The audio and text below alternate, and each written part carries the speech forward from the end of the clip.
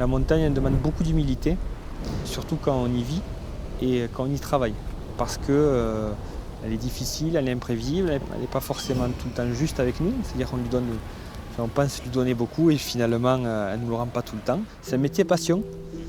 Moi je m'épanouis là-dedans et je savais, c'est pour ça que j'ai fait ce choix-là, mais je sais aujourd'hui, je suis conforté là-dedans, que je m'épanouirai et surtout mes proches et ma famille, on s'épanouit dans ce cadre de vie. Ouais.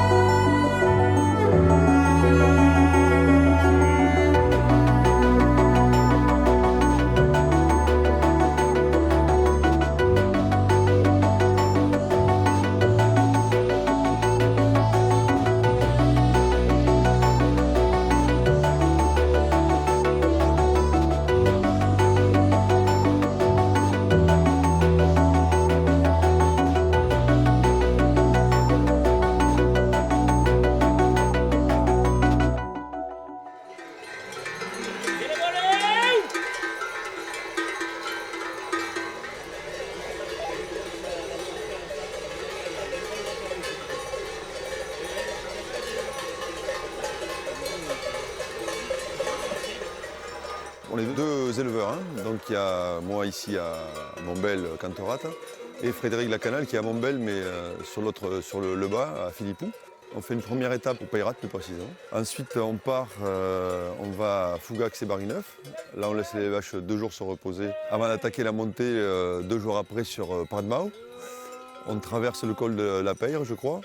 On contourne la carrière de Talc de Luzenac pour redescendre le soir à Verneau, où on fait une étape. Là, pareil, on laisse les vaches 2 jours se reposer parce qu'on a pas mal de petits veaux. Les veaux, il y a certains veaux qui ont 15 jours, 10-15 jours, donc ça fait un peu rude. Et ensuite, on les reprend, on descend jusqu'à Aston. On fait Verneau-Aston. Et le lendemain, on finit d'arriver, on fait le parc, ça s'appelle le parc de Sigaï, en haut d'Aston, jusque sur notre cible de Kioul. C'est à peu près 80, je crois que c'est 82 km.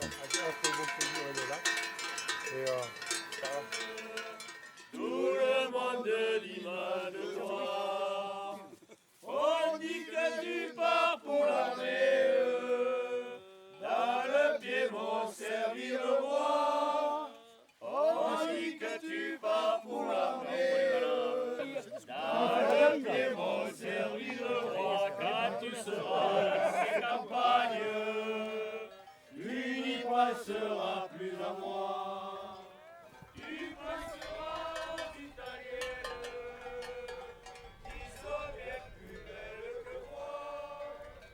Tu passeras italienne.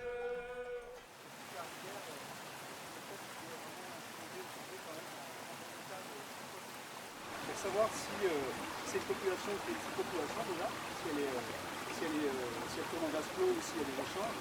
Et aussi combien de ici, samedi, il y a 2 choses. C'est là qu'on va voir où vous choisissez. Si vous avez mal aux cuisses, vous allez peut-être remarcher parce qu'il y a à manger. Mais si vous n'avez pas mal aux cuisses, que vous êtes juste échauffé, vous aurez peut-être envie d'aller à la transhumance brebis, qui a Fréchonnet.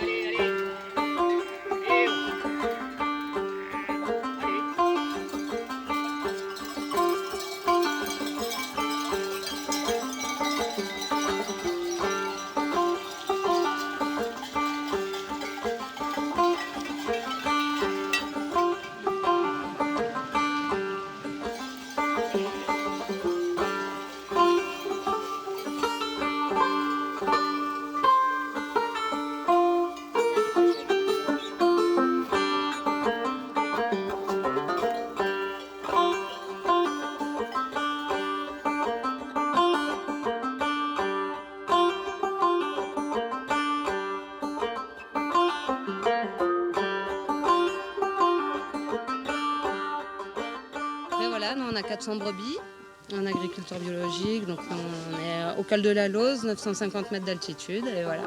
Là, le Fourcade qui monte jusqu'à 2001, c'est les quartiers d'été.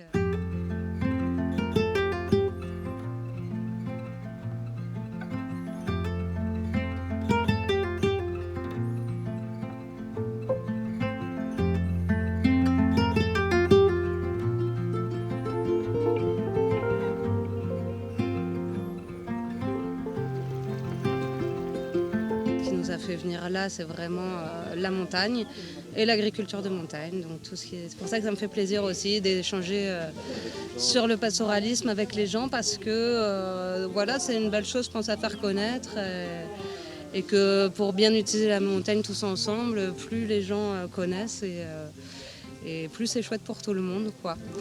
Le troupeau a été sympa, donc on a suivi avec quelques lenteurs pour certains, mais bon voilà, non, c'était bien organisé, bien vu du début jusqu'à la fin. Bonjour à tous, merci à tous d'être là et de façon justement très nombreuse. Je suis content aujourd'hui que le démarrage de certaines des actions de l'opération Grand Site de France se passe sur notre commune, avec ce temps magnifique, ce site magnifique. Donc voilà, c'est tout juste un plaisir de pouvoir accueillir cette première fête de la montagne sur Montségur, en espérant justement que vous pourrez passer de stand en stand et apprendre à découvrir les métiers de la montagne.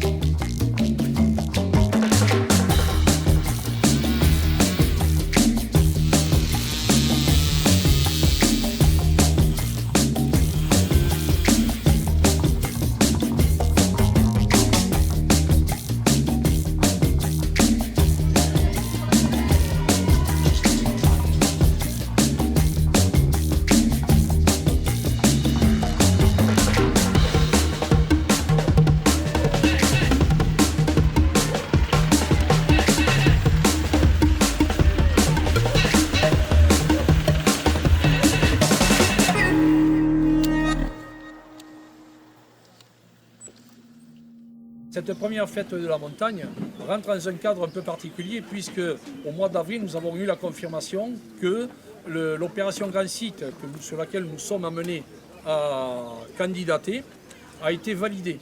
Donc il nous fallait cette validation pour que d'ici 4, 5, 6 ans, certains y ont mis 10 ans, on puisse avoir le label Grand Site. À ne pas confondre avec les grands sites de la région.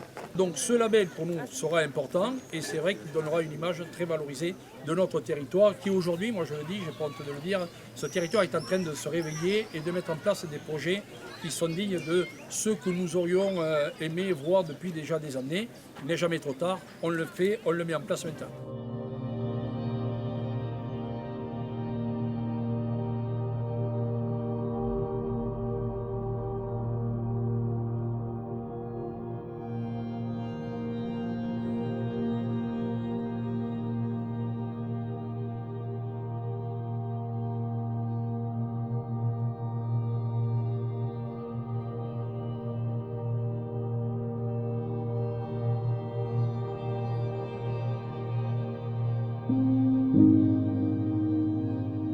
Alors c'était facile jusque-là, hein.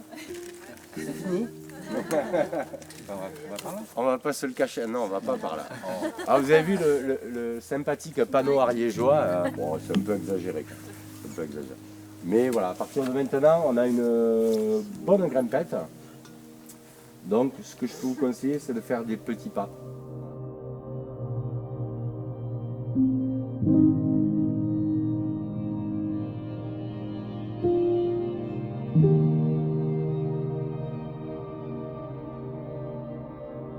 Nous, on accompagne les gens, on est avec les gens. Voilà. C'est ça le cœur du métier, c'est l'humain. Et après, on va leur faire découvrir la montagne. Et la montagne, c'est 50 000 facettes de ce qu'on a un petit peu parlé tout à l'heure, de l'agriculture d'antan, de l'élevage d'antan, de l'agriculture et de l'élevage d'aujourd'hui. Donc il y a tout ce volet pastoralisme. Bon, il y a la beauté des paysages, évidemment, il y a la faune, il y a la flore. Il y a l'économie locale aussi qui est hyper importante. Voilà. Donc on va essayer de faire passer tout ça, de sensibiliser aussi à l'environnement, évidemment, à la fragilité de l'environnement, et puis de leur faire découvrir un territoire. L'idée c'est ça, découvrir un territoire avec quelqu'un qui vit dans ce territoire. Voilà. Nous on est les accompagnateurs de vallée ici, on habite là et on vit ça au quotidien.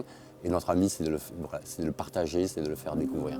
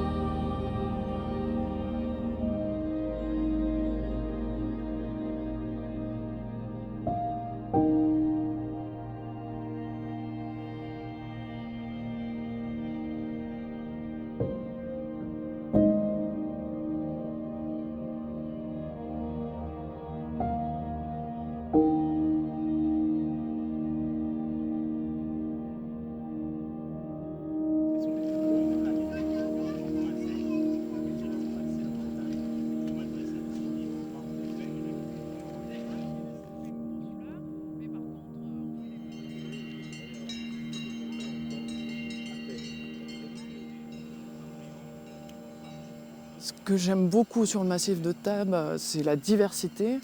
On a des milieux vraiment différents. Déjà, avec la géologie, on a des calcaires, on a des granites, on a des schistes, ce qui fait qu'on a une flore très diversifiée. À la fois, ce qui est intéressant, moi je suis beaucoup dans le partage, c'est qu'on a des endroits qui sont très accessibles. Et ça, c'est intéressant parce que ça permet des personnes qui ne pourraient pas faire de la montagne des heures et des heures de marche et des dénivelés très importants. Là, on peut accéder à des endroits assez très montagnards et pouvoir sensibiliser et donner un peu, de partager. Et les gens, après, peut-être qu'ils voudront être un peu plus aguerris et découvrir un peu mieux le massif et d'autres massifs, parce que ça, c'est intéressant sur le massif de Tarbes.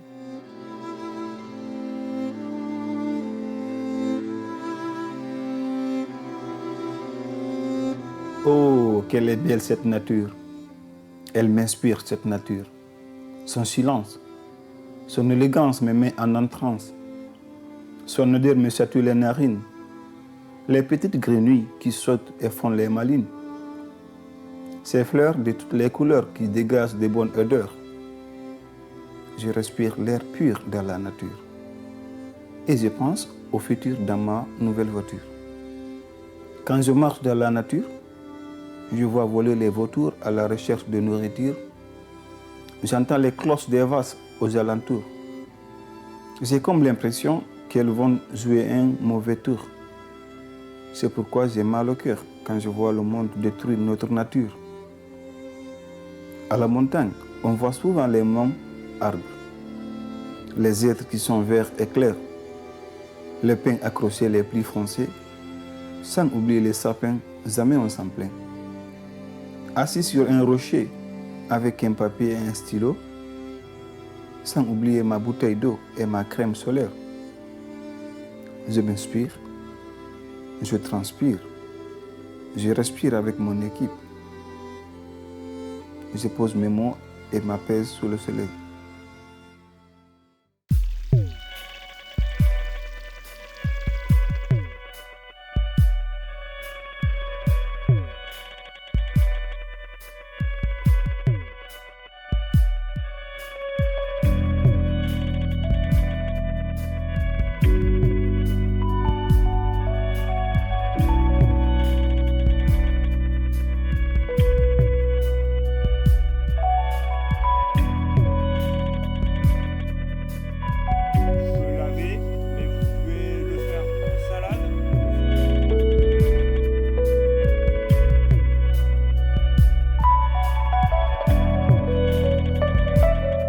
voir qu'on arrive quand même à conserver un patrimoine que tous les habitants, les anciens ont pu façonner, voir que c'est vivant, c'est-à-dire que ça bouge. La nature, on la côtoie au quotidien, mais on voit vraiment ce qu'elle peut nous amener. Et puis c'est pouvoir être en lien direct avec la nature, et ça c'est parce qu'on y travaille et parce qu'on s'y balade. Je pense qu'on a les mêmes ressentis avec les accompagnateurs ou les randonneurs qu'on a vus aujourd'hui. C'est ce ressenti, c'est avoir vraiment les deux pieds fermes sur la terre et qu'on est vraiment en lien avec la nature. Et ça apporte énormément, ça nous fait nous recentrer un peu sur nous-mêmes, dans nos vies où on est un peu chamboulé à 2000 à l'heure, et demain ça sera encore davantage le cas. Et c'est pour ça, parce qu'ici, au-delà il y a le cadre, la nature, mais c'est paisible.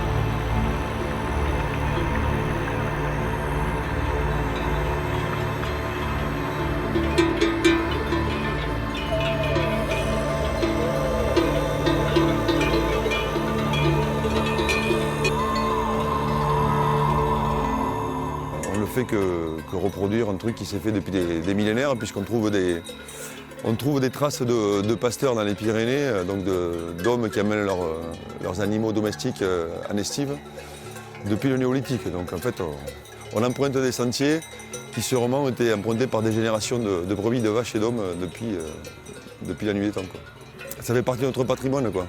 Ces paysages qu'on façonne aussi par le passage des bêtes, par le fait qu'elles broutent trois bouchers ici, un arbuste par là, c'est ce qui fait la beauté des paysages et aussi des chemins de randonnée, quoi.